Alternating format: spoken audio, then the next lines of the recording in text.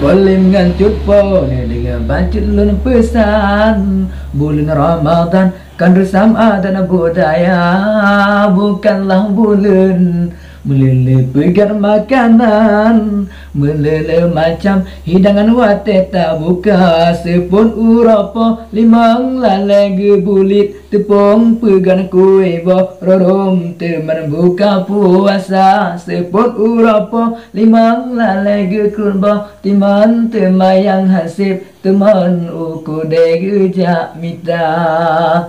kage blobojo si tempu ada ngana timfan tapi ngana bingkang mi kacang cindoi pikana tapi ngana bingkang mi kacang cindoi pikana kue bertumpuk penuh luka penuh cawan lengkap makanan menghidang di atas meja di mesuan tambo kata tua gebuka rijang lengkap makanan getukeh getu merah bale tanah gepajau kue pun pika habe tarik terawih pikahan pulam sembahyang insyaallah tanah gepajau kue pun pika habe tarik terawih pikahan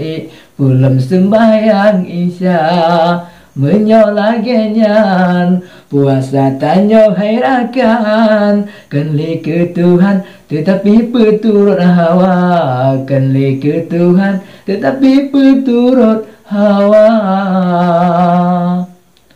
boleh mengancut pone dengan bancut luna pesan bulan Ramadan kan bersama dan budaya bukanlah bulan melele pegat makanan melele macam hidangan wateta buka sepon urapa limang lalai bulit tepung pegat kue bo rorong teman buka puasa sepon urapa limang lalai kurba timan temayang hansip teman uku dege jak mita.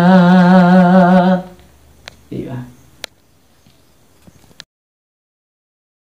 Boleh mengancut pone dengan bancut lun pesan bulan Ramadan kan bersama dan budaya